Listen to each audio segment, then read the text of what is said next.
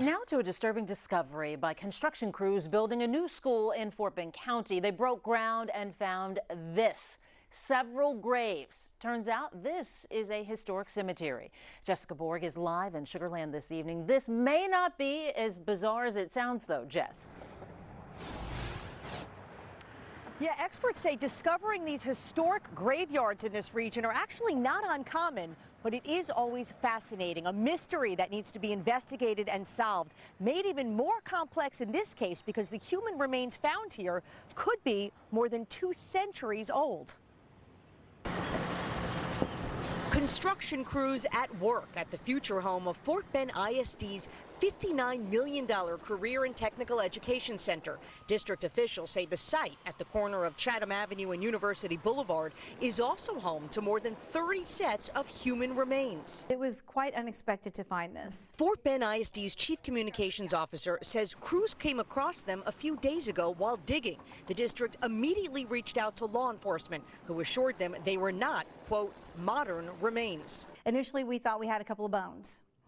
Then it was determined that we had a couple of skeletons. And as the days progressed, it became evident that we had a full-out cemetery that was organized. The remains are now covered in black tarp out of respect and the need to preserve them. Experts with the Texas Historical Society want to know who was buried here and for how long.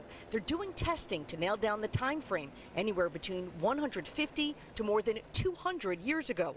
Archaeologists are also looking for relics buried in the area.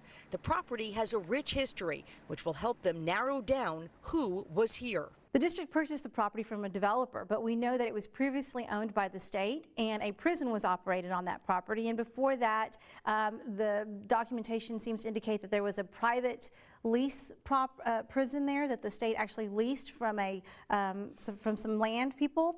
And before that, the documentation shows that it was a plantation and there was a lot of agricultural activity on the property. So we really don't know if this was a family cemetery or if it's somehow related to the prison. So right now the plan is to continue building here at the site, but around the remains, at some point they will be carefully excavated and moved elsewhere. The James Reese Career and Technical Center here, by the way, is slated to be finished by the fall of 2019, so it is possible that even more things might be discovered before then. We are live this evening in Sugar Land. Jessica Borg, KHOU 11 News.